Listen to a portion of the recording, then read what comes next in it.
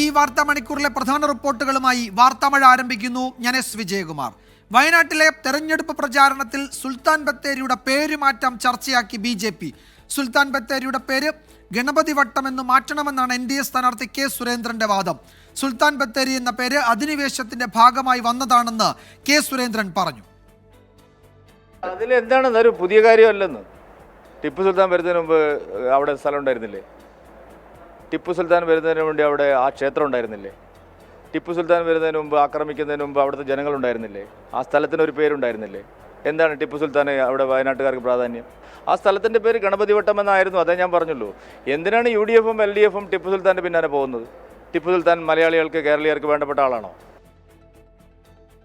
വയനാട്ടിൽ കെ സുരേന്ദ്രൻ ജയിക്കില്ലെന്നും പേരുമാറ്റം അസാധ്യമെന്നും മുസ്ലിം ലീഗ് ദേശീയ general secretary PK Kunhalikutty പറഞ്ഞു. കെ സുരേന്ദ്രൻ വയനാട്ടിൽ 1 ലക്ഷം വോട്ട് പോലും കിട്ടില്ലെന്ന് T സിദ്ദീഖ് MLA പരിഹസിച്ചു. പേരുമാറ്റം ഫാസിസത്തിന്റെ ഭാഗമെന്ന് CPM സംസ്ഥാന സെക്രട്ടറി MV ഗോവിന്ദനും പ്രതികരിച്ചു. ഇത് കേരളമാണല്ലോ. അല്ല, ഇവിടെ അത് നിങ്ങൾക്ക് തന്നെ അറിയാലോ, സാധ്യത ഇല്ലാത്തുള്ളത്. ജയിക്കാനും സാധ്യതയില്ല, മാറ്റാനും സാധ്യതയില്ല. സുരേന്ദ്രൻ ഈ തെരഞ്ഞെടുപ്പിൽ 3-ാം സ്ഥാനത്താണ്. അദ്ദേഹം 1 ലക്ഷം വോട്ട് പോലും തയ്ക്കുമോ എന്നുള്ളത് പോലും നിങ്ങൾക്ക് ഒരു സംശയം വേണ്ട. അതുപോലും തയ്ക്കാൻ പറ്റില്ല. കഴിഞ്ഞ തവണത്തേക്കാൾ ക്ഷീണമായിരിക്കും NDAയുടെ സ്ഥിതി. വയനാട് വെറുപ്പിന്റെ കമ്പോളമല്ല, വയനാട് സ്നേഹത്തിന്റെ കമ്പോളമാണ്. വിഭാഗീയതയുടെ അപകടത്തിന്റെ വിത്ത് ഈ മണ്ണിൽ ഒരു ചെറിയ അംശം പോലും ഉണ്ടാക്കാൻ സുരേന്ദ്രനല്ല, അദ്ദേഹത്തിന്റെ വലിയ മുതലാളി മോഡി പോലും ശ്രമിച്ചാൽ ഈ മണ്ണിൽ നടക്കില്ല. ഹിസ്റ്ററിയിൽ അവർ ഒരുപാട് മാറ്റങ്ങൾ കൊണ്ടുവരാൻ ശ്രമം നടത്തിയിട്ടുണ്ട്, ചിലത് അവർ കൊണ്ടുവന്നിട്ടുണ്ട്. പക്ഷെ ആ ഏർപ്പാട്, ആ പരിപ്പ് വയനാടിന്റെ ചട്ടിയിൽ വേവുന്ന പരിപ്പല്ല. ഇവിടുത്തെ ജനം അതിനെ പുച്ഛിച്ചു തള്ളുകയാണ്. സുരേന്ദ്രൻ്റെ ഒരു ആഗ്രഹം ഇങ്ങനെ ഇന്ത്യയിലെ പുരാണ സംവിധാനങ്ങളുടെ ഭാഗമായിട്ടുള്ള പേര് നൽകാനും ചരിത്രപരമായ പേരുകൾ ഒഴിവാക്കാനുമുള്ള ശ്രമമാണ് നടന്നുകൊണ്ടിരിക്കുന്നത്. അത് ഫാസിസത്തിൻ്റെ ഭാഗമായിട്ടുള്ളൊരു കാര്യമാണ്. ഫാസിസം വരുമ്പോഴേ ചിലപ്പോൾ വരും. ജയിച്ചാൽ നടക്കൂല, ഫാസിസം വരണം. അല്ലാണ്ട് വെറുതെ ജയിച്ചു എന്നുള്ളതൊന്നും നടക്കാൻ പോകുന്നില്ല. നടക്കാത്ത കാര്യം ഇങ്ങനെ വിശദീകരിച്ചുകൊണ്ടിരിക്കുകയാണ്. കേരളത്തിൽ ഇതൊന്നും വില പോകില്ല, ഒരു ഗണപതി വട്ടമൊന്നും വില പോകില്ല. സുർജിത്ത് അയ്യപ്പത്ത് വിവരങ്ങൾ നൽകും വയനാട്ടിൽ നിന്നും. സുർജിത്ത്, ഇത് വയനാട്ടിൽ എങ്ങനെയാണ് ചർച്ചയാകുന്നത്? ഇപ്പോൾ പ്രധാനപ്പെട്ട നേതാക്കളൊക്കെ ഈ വിവാദത്തിൽ പ്രതികരിച്ചിട്ടുണ്ട്. അതിനോട് വയനാട്ടിലെ ജനങ്ങളുടെ പ്രതികരണം എങ്ങനെയാണ് തെരഞ്ഞെടുപ്പ് രംഗത്ത് ഈ വിവാദം ചർച്ചയാകുന്നത് വയനാട്ടിൽ?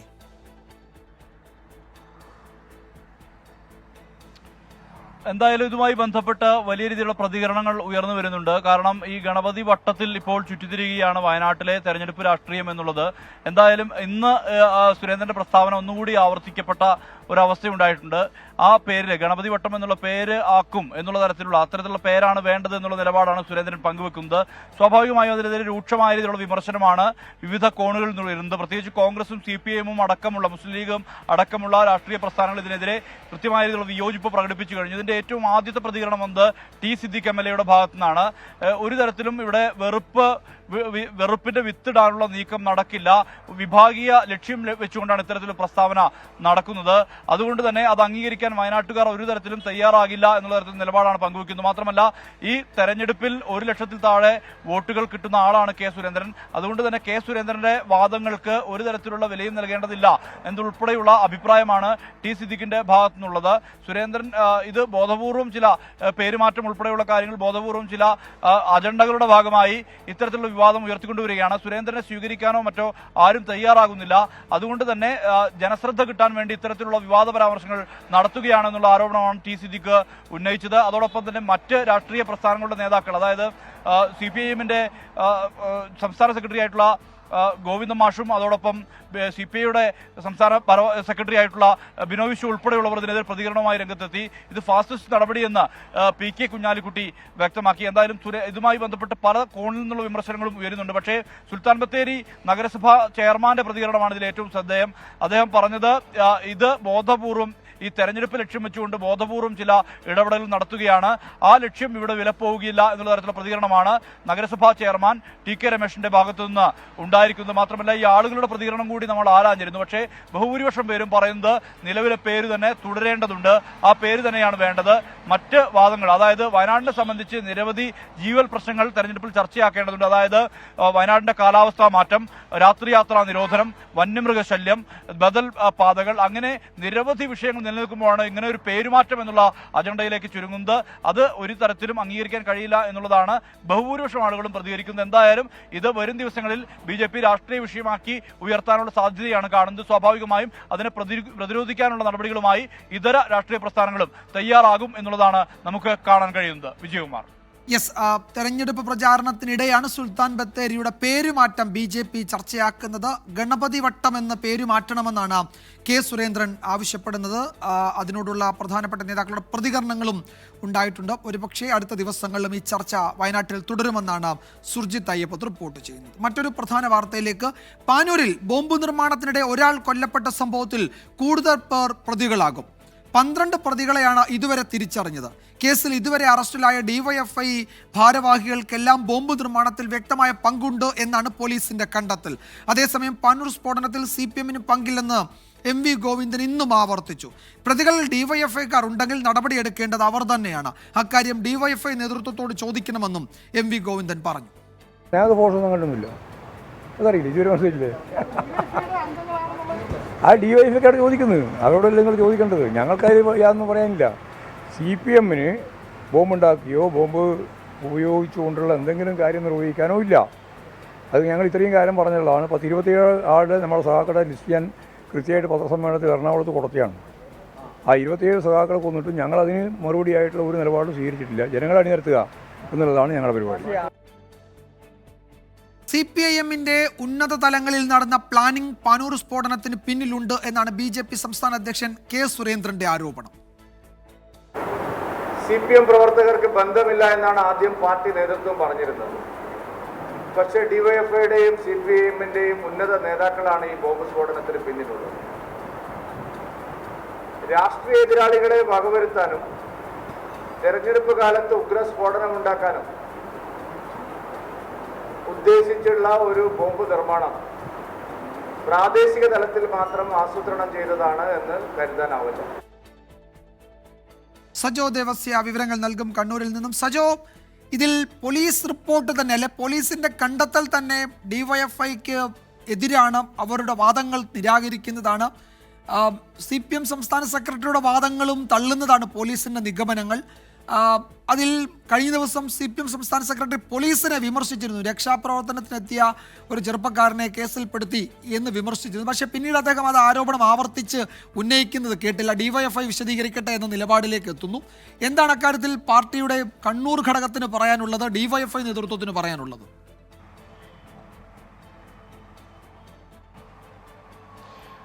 വിജയകുമാർ, ഇന്ന് CPIM സംസ്ഥാന സെക്രട്ടറി MV ഗോവിന്ദന്റെ പ്രതികരണത്തിലെ ഏറ്റവും ശ്രദ്ധേയമായ ഭാഗം നേരത്തെ വിജയകുമാർ സൂചിപ്പിച്ചതാണ്. അതായത് സന്നദ്ധ പ്രവർത്തകൻ ഈ പ്രതിപട്ടികയിൽ ഉൾപ്പെട്ടു എന്ന ആരോപണം അദ്ദേഹം ഉന്നയിച്ചിരുന്നു. അത് ഇന്ന് അദ്ദേഹം ആവർത്തിച്ചു എന്നതാണ്. ആ നിലപാട് ഇപ്പോഴും ഉണ്ടോ എന്ന് ചോദിക്കുമ്പോൾ അങ്ങനെ ഇടയ്ക്കിടയ്ക്ക് മാറ്റിപ്പറയുന്ന സ്വഭാവം തനിക്കില്ല. സ്വാഭാവികമായും ഒരു സംഭവം ഉണ്ടാകുമ്പോൾ അങ്ങോട്ടേക്ക് സന്നദ്ധ പ്രവർത്തകർ ഓടിയെത്തും, അവരും പ്രതിപട്ടികയുടെ ഭാഗമായിട്ടുണ്ട് എന്ന വാദം അദ്ദേഹം ആവർത്തിക്കുന്നു എന്നത് ശ്രദ്ധേയമാണ്. പക്ഷേ ഇതിൽ പോലീസിന്റെ കണ്ടെത്തൽ CPM-നെ വലിയ തോതിൽ പ്രതിക്കൂട്ടിലാക്കുന്നതാണ്. 12 പ്രതികളാണ് ഇതുവരെ തിരിച്ചറിഞ്ഞത്. ഈ 12 പേരിൽ 4 പേർ DYFI-യുടെ ഔദ്യോഗിക ഭാരവാഹിത്വം വഹിക്കുന്നവരാണ്. ബാക്കി എല്ലാവരും CPM അനുഭാവികളോ DYFI അംഗങ്ങളോ ആണ്. അതായത് എല്ലാവരും DYFI അംഗത്വമുള്ളവരാണ്. 4 പേർ പ്രധാനപ്പെട്ട ഭാരവാഹികളാണ്. മുഖ്യ ആസൂത്രകൻ DYFI-യുടെയും യൂണിറ്റ് സെക്രട്ടറിയാണ്. ഒപ്പം തെളിവ് നശിപ്പിച്ചയാൾ DYFI-യുടെയും യൂണിറ്റ് സെക്രട്ടറിയും മേഖലയിലെ റെഡ് വോളണ്ടിയർ ടീമിന്റെ ക്യാപ്റ്റനുമാണ്. ആ കാര്യം, അതായത് അമൽ ബാബുവിനെ പരാമർശിച്ചാണ് സന്നദ്ധ പ്രവർത്തകൻ എന്ന വാദം ഈ റെഡ് വോളണ്ടിയർ ടീം ക്യാപ്റ്റനെ സംബന്ധിച്ചാണ് ചോദിച്ചത്. അത് പരിശോധിക്കും എന്ന് അദ്ദേഹം പറഞ്ഞു. ഒപ്പം DYFI പ്രവർത്തകർ ഉൾപ്പെട്ടിട്ടുണ്ടെങ്കിൽ അക്കാര്യത്തിൽ നിലപാട് വിശദീകരിക്കേണ്ടത് DYFI നേതൃത്വമാണ്. നടപടി എടുക്കേണ്ടതുണ്ടെങ്കിൽ അവരാണ് നടപടി എടുക്കേണ്ടത്. അക്കാര്യം DYFI തന്നെ വിശദീകരിക്കട്ടെ എന്നതാണ് അദ്ദേഹം പറയുന്നത്. നേരത്തെ DYFI വിശദീകരിച്ചിരുന്നു, ആർക്കെങ്കിലും പങ്കുണ്ടെങ്കിൽ നടപടിയെടുക്കും എന്ന് പറഞ്ഞിരുന്നു. തുടങ്ങിയിരുന്നു. ഇപ്പോൾ CPM അങ്ങനെ ഒരു വാദത്തിലേക്ക്, അങ്ങനെ ഒരു പ്രതിരോധത്തിലേക്ക് പോവുകയാണ്. ഒപ്പം CPIM-ന് ഏതെങ്കിലും തരത്തിൽ ബന്ധമില്ല, ബോംബ് നിർമ്മിക്കേണ്ട ആവശ്യമില്ല, പാർട്ടിക്ക് യാതൊരു പങ്കുമില്ല എന്ന് പറയുന്നു. പക്ഷേ ഈ കാര്യത്തിൽ DYFIയുടെ ഭാരവാഹികൾ തന്നെയാണ്, അല്ലെങ്കിൽ അതിൽ അംഗങ്ങളും ഭാരവാഹികളുമാണ് പ്രതിപട്ടികയിൽ ഉൾപ്പെട്ടത്. നേരത്തെ ഈ സന്നദ്ധ പ്രവർത്തനം അല്ലെങ്കിൽ രക്ഷാപ്രവർത്തനവാദം പോലീസ് പൂർണ്ണമായും നിരാകരിക്കുകയാണ്. ഈ ബോംബ് നിർമ്മാണത്തിൽ പങ്കുള്ളവരെ മാത്രമാണ് അറസ്റ്റ് ചെയ്തിട്ടുള്ളതെന്നാണ് പോലീസിന്റെ വാദം. റിമാൻഡ് റിപ്പോർട്ടിലടക്കം ആ കാര്യം പരാമർശിക്കുകയും ചെയ്യുന്നുണ്ട്. വിജയകുമാർ. യെസ്, പ്രതികളിൽ ഡിവൈഎഫ്ഐക്കാർ ഉണ്ടെങ്കിൽ നടപടിയെടുക്കേണ്ടത് DYFI ആണ്. അക്കാര്യം DYFI നേതൃത്വത്തോടാണ് ചോദിക്കേണ്ടത് എന്നാണ് CPM സംസ്ഥാന സെക്രട്ടറിയുടെ പ്രതികരണം. പോലീസ് അവരുടെ നിലപാടിൽ ഉറച്ചു നിൽക്കുകയും ചെയ്യുന്നുണ്ട്. കൂടുതൽ ആളുകൾ പ്രതിപട്ടികയിലേക്ക് എത്താൻ സാധ്യതയുണ്ട് എന്നാണ് കണ്ണൂർ ബ്യൂറോ റിപ്പോർട്ട് ചെയ്യുന്നത്. സജോ ദേവസ്യാണ് വിവരങ്ങൾ നൽകിയത്. മറ്റൊരു പ്രധാന വാർത്തയിലേക്ക്. കായംകുളത്ത് വിഭാഗീയതയെ തുടർന്ന് ജില്ലാ പഞ്ചായത്ത് അംഗത്വം രാജിവെച്ച CPM പ്രാദേശിക നേതാവ് ബിപിൻ സി ബാബുവിന്റെ കത്തിൽ വെട്ടിലാവുകയാണ് പാർട്ടി നേതൃത്വം. 2001-ലെ സത്യൻ കൊലക്കേസ് പാർട്ടി ആലോചിച്ച് ചെയ്തത് എന്നാണ് ആരോപണം. കേസിൽ നിരപരാധിയായ തന്നെ പ്രതിയാക്കിയെന്നും 19-ാം വയസ്സിൽ 60 ദിവസം ജയിലിൽ കിടന്നുവെന്നും കത്തിൽ ആരോപിക്കുന്നുണ്ട്. കേസിലെ 6 പ്രതികളെയും 2006-ൽ കോടതി വെറുതെ വിട്ടിരുന്നു. മനീഷ് മഹിപാൽ ആലപ്പുഴയിൽ നിന്ന് ചേരുന്നു വിവരങ്ങളുമായി. മനീഷ്, പാർട്ടിയിൽ നിന്ന് മാറി നിൽക്കുന്നു, അല്ലെങ്കിൽ ജില്ലാ പഞ്ചായത്ത് അംഗത്വം രാജിവെക്കുന്നു എന്നതിനൊക്കെ അപ്പുറത്തേക്ക് ഒരു പാർട്ടി ആസൂത്രണം ചെയ്ത് നടപ്പാക്കിയ ഒരു കൊലപാതകത്തെ പറ്റി ഈ കത്തിൽ പറയുന്നുണ്ടല്ലോ. അത് CPM-നെ എങ്ങനെ ബാധിക്കും? അക്കാര്യത്തിൽ എന്തെങ്കിലും വിശദീകരണം ആലപ്പുഴ ജില്ലാ നേതൃത്വം നൽകുന്നുണ്ടോ?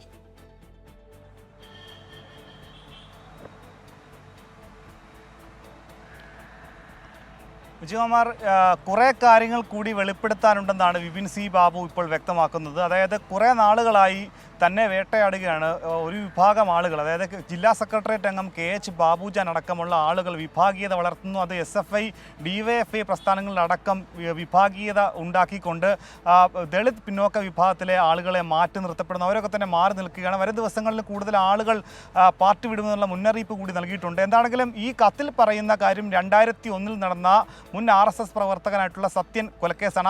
അദ്ദേഹം കൊല ചെയ്യപ്പെടുന്ന സമയത്ത് INTUC പ്രവർത്തകനായിരുന്നു. അന്ന് 6-ാം പ്രതിയായിരുന്ന ഇയാൾ, ഈ ബിപിൻ സി ബാബു, അന്ന് 19 വയസ്സായിരുന്നു. 60 ദിവസത്തിലധികം ജയിലിൽ കിടന്നു. താൻ ആ കേസിൽ നിരപരാധിയാണ്.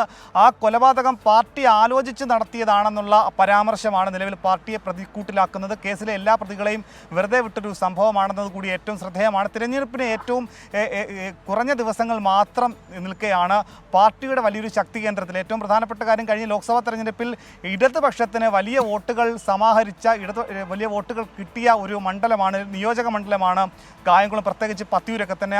ആ പ്രദേശത്ത് നിന്നാണ് 3 പേർ പാർട്ടിയിൽ നിന്നും രാജിവെക്കുന്നതായി കത്ത് നൽകിയത്. ബിപിൻ സി ബാബു രാജി സന്നദ്ധത മാത്രമാണ്, പാർട്ടി അംഗത്വത്തിൽ നിന്നും രാജി സന്നദ്ധത അറിയിച്ചിട്ടുണ്ട്. ഒപ്പം തന്നെ ജില്ലാ പഞ്ചായത്ത് അംഗത്വം രാജിവെക്കുന്നതായി നിലവിൽ അറിയിക്കുന്നു. മുൻ ജില്ലാ പഞ്ചായത്ത് വൈസ് പ്രസിഡന്റ് കൂടിയാണ്. ജില്ലാ പഞ്ചായത്ത് ഈ ബിപിൻ സി ബാബുവിൻ്റെ അമ്മയാണ് പ്രസന്ന കുമാരി. അത്തരത്തിൽ വലിയ വിഭാഗീയത ഒരു പൊട്ടിത്തെറിയിലേക്ക് ഒരു ഇടവേളയ്ക്ക് ശേഷം എത്തുന്നു. നേരത്തെ കായംകുളത്തെ വിവാദ വിഷയം അവിടെ ഡിഗ്രി സർട്ടിഫിക്കറ്റ് ആയിരുന്നു. ആ വ്യാജ ഡിഗ്രി സർട്ടിഫിക്കറ്റ് വിവാദത്തിന് ശേഷം വീണ്ടും ബാബുജാനെതിരെ ഗുരുതരമായ ആരോപണമാണ് ഉന്നയിക്കുന്നത്. എന്താണ് ഇതിനെ സംബന്ധിച്ച്, ഈ കൊലപാതകത്തെ സംബന്ധിച്ച് പാർട്ടി നേതൃത്വത്തിന് എന്ത് മറുപടിയാണ്, വിശദീകരണമാണ് പറയാനുള്ളതെന്നാണ് കാണേണ്ടത്. ഒപ്പം തന്നെ ഇന്ന് ഉച്ചയ്ക്ക് 2 മണിക്ക് കായംകുളത്ത് പാർട്ടി ഏരിയ കമ്മിറ്റി ഓഫീസിൽ ജില്ലാ secretary R Nasar, area secretary Aravindakshan, മന്ത്രി സജി ചെറിയാൻ എന്നിവരുടെ സാന്നിധ്യത്തിൽ ഒരു അടിയന്തര യോഗം ചേരുന്നുണ്ട്. എത്രയും വേഗം പ്രശ്നപരിഹാരം ഉണ്ടാക്കണമെന്നുള്ള സംസ്ഥാന നിർദ്ദേശപ്രകാരമാണ് യോഗം ചേരുന്നത്. പക്ഷേ ബിപിൻ സി ബാബു ഇപ്പോൾ നടത്തുന്നത് ഒരു സമ്മർദ്ദ നാടകമാണ്. തന്നെ, അതായത് നേരത്തെ ഗാർഹിക പീഡന പരാതിയെ തുടർന്ന്, ഭാര്യ നൽകിയ പരാതിയെ തുടർന്ന് പാർട്ടിയിൽ നിന്നും മാറ്റി നിർത്തിയപ്പെട്ട ആളാണ് ബിപിൻ സി ബാബു. പാർട്ടിയിലേക്ക് തിരിച്ചെടുത്തപ്പോൾ ഏത് ഘടകമാണ് അല്ലെങ്കിൽ എന്ത് ഭാരവാഹിത്വമാണെന്ന് വ്യക്തമാക്കിയില്ല. ഇത്തരം കാര്യങ്ങളിൽ ഒരു സമ്മർദ്ദ തന്ത്രത്തിലൂടെ തിരികെ പാർട്ടി പദവികളിലേക്ക് എത്താനുള്ള നീക്കമാണെന്നുള്ള ഒരു വലിയ ആക്ഷേപമുണ്ട്. ഒപ്പം തന്നെ പ്രതിപക്ഷ പാർട്ടികൾ, BJP, കോൺഗ്രസ് നേതാക്കളുമായി ഈ രാജിവെച്ച നേതാക്കൾ ചർച്ച ചെയ്തതായിട്ടുള്ള വിവരങ്ങൾ കൂടി പുറത്തു വരുന്നുണ്ട്. വിജയകുമാർ. യെസ്, 2001-ലെ സത്യൻ കൊലക്കേസ് പാർട്ടി ആലോചിച്ച് ചെയ്തു എന്നാണ് ആരോപണം. കേസിൽ നിരപരാധിയായ തന്നെ പ്രതിയാക്കിയെന്നും അങ്ങനെ 19-ാം വയസ്സിൽ 60 ദിവസം ജയിലിൽ കിടന്നുവെന്നുമാണ് ഈ കത്തിൽ ആരോപിക്കുന്നത്. 2006-ൽ ഈ കേസിലെ 6 പ്രതികളെയും കോടതി വെറുതെ വിട്ടിരുന്നു. അപ്പോൾ ഇത് വീണ്ടും ചർച്ചയാകുന്നുണ്ട്. ഇന്ന് കായംകുളത്ത് ഈ തർക്കങ്ങളുടെ, ഈ അഭിപ്രായ വ്യത്യാസങ്ങളുടെ പശ്ചാത്തലത്തിൽ CPM-ന്റെ യോഗം ചേരുന്നുണ്ട്. മന്ത്രി സജി ചെറിയാൻ ആ യോഗത്തിൽ പങ്കെടുക്കുന്നുണ്ട്. മനീഷ് മഹിപാലാണ് വിവരങ്ങൾ നൽകിയത് ആലപ്പുഴയിൽ നിന്ന്. വാർത്താമഴയിലേക്ക് വീണ്ടും സ്വാഗതം. ആം ആദ്മി പാർട്ടിയിൽ പൊട്ടിത്തെറി. കൂടുതൽ നേതാക്കൾ പാർട്ടി വിടുമെന്നാണ് റിപ്പോർട്ടുകൾ. പാർട്ടിയുടെ സ്ഥാപക നേതാക്കളിൽ ഒരാൾ മുതിർന്ന BJP നേതാവുമായി ചർച്ച നടത്തിയെന്നും റിപ്പോർട്ടുകളുണ്ട്. തെരഞ്ഞെടുപ്പിന് മുൻപ് പാർട്ടി വിടുമെന്നാണ് സൂചന.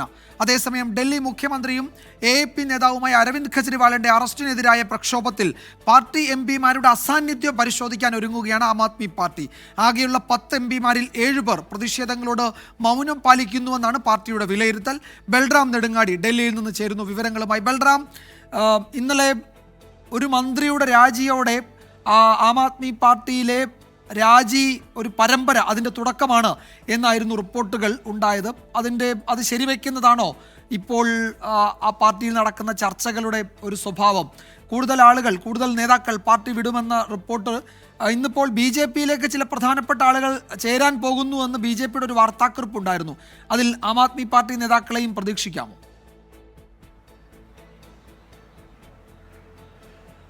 വിജയകുമാർ, കെജ്രിവാൾ അറസ്റ്റിലായതിന് പിന്നാലെ തന്നെ ആം ആദ്മി പാർട്ടി പ്രതിസന്ധിയിലായിരുന്നു. അതിൻ്റെ ആഘാതം വർദ്ധിപ്പിക്കുകയാണ് മന്ത്രി രാജ്കുമാർ ആനന്ദിൻ്റെ രാജി എന്നുള്ളത്. രാജിക്ക് പിന്നാലെ ഒട്ടേറെ പ്രതിസന്ധികളിലേക്ക് പാർട്ടി വലിച്ചിഴക്കപ്പെട്ടിരിക്കുന്നു.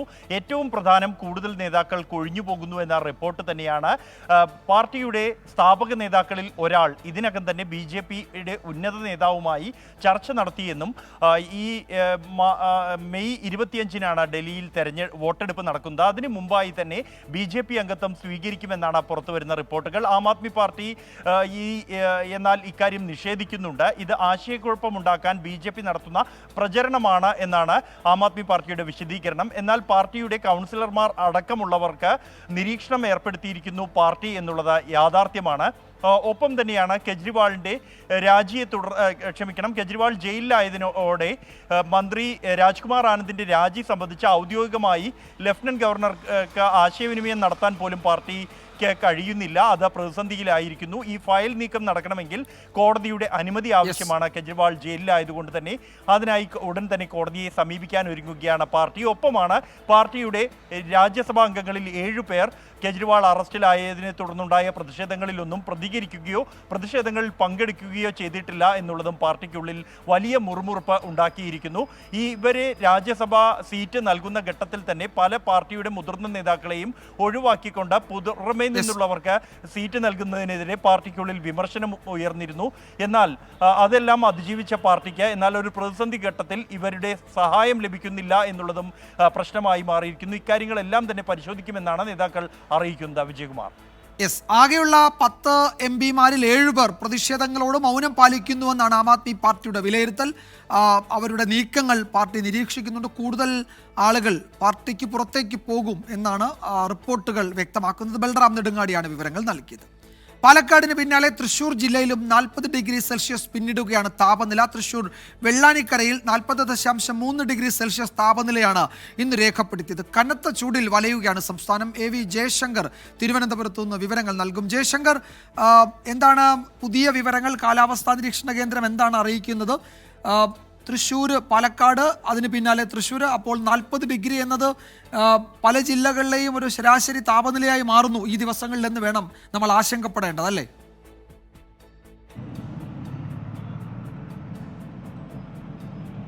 വിജയകുമാർ, ഓരോ ദിവസം കഴിയുന്തോറും സംസ്ഥാനത്തെ ചൂട് അതിൻ്റെ ഉയർച്ചയിലേക്ക് കടക്കുകയാണ്.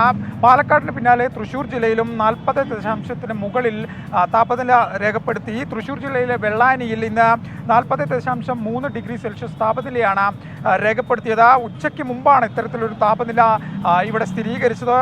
ജില്ലയിൽ സാധാരണ ലഭിക്കുന്നതിൻ്റെ 5.2% അധികം താപനിലയാണ് ഇന്ന് രേഖപ്പെടുത്തിയത്. മറ്റു ജില്ലകളിലും സമാനമായി 38-39 ഡിഗ്രി സെൽഷ്യസ് താപനില ഇപ്പോഴും തുടരുന്നുണ്ട്. ഉച്ചയോടുകൂടി താപനിലയുടെ അളവ് തോത് ഇനിയും ഉയരാനാണ് സാധ്യത. ഇന്ന് 12 ജില്ലകളിലാണ് താപനില മുന്നറിയിപ്പുള്ളത്. എന്തായാലും വരും ദിവസങ്ങളിലും ചൂട് കൂടുമെന്നാണ് കേന്ദ്ര കാലാവസ്ഥാ നിരീക്ഷണ കേന്ദ്രത്തിൻ്റെ മുന്നറിയിപ്പ്.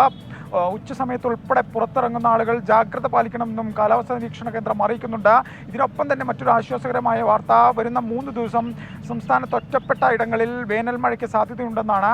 എന്തായാലും ഈ വേനൽ മഴ കാത്താണ് പലരും കഴിയുന്നത്. ചൂടിന് വലിയൊരു ആശ്വാസമാകുമെന്ന് ആളുകൾ പ്രതീക്ഷിക്കുകയും ചെയ്യുന്നു. പക്ഷേ ഈ മാസം അവസാനം വരെ ഈ ഉയർന്ന ചൂട് തുടരാൻ തന്നെയാണ് സംസ്ഥാനത്ത് സാധ്യത. അത്തരത്തിലാണ് കാലാവസ്ഥാ നിരീക്ഷണ കേന്ദ്രത്തിന്റെ ജയശങ്കറാണ് വിവരങ്ങൾ നൽകിയത്. ചിലപ്പോൾ വേനൽ മഴ പെയ്തേക്കാം, എങ്കിലും ചൂടുയരും. ഇപ്പോഴിതാ തൃശ്ശൂരിൽ ഇന്ന് 40 ഡിഗ്രിക്ക് മുകളിലേക്ക് ചൂടെത്തിയിരിക്കുന്നു എന്ന വിവരം കൂടി വരുന്നുണ്ട്. അങ്ങനെ ശരാശരി 40 എന്ന നിലയിലേക്ക് പല ജില്ലകളിലും പകൽ താപനില ഉയരുന്നു എന്നത് അല്പം ആശങ്കപ്പെടുത്തുന്ന വിവരമാണ്. ജാഗ്രത പാലിക്കണമെന്ന് കാലാവസ്ഥാ നിരീക്ഷണ കേന്ദ്രം അറിയിക്കുന്നുണ്ട്. അതാണ് ഈ ഘട്ടത്തിൽ നമുക്കും പറയാനുള്ളത്. ഈ റിപ്പോർട്ടോടെ വാർത്താമഴ അവസാനിക്കുകയാണ്.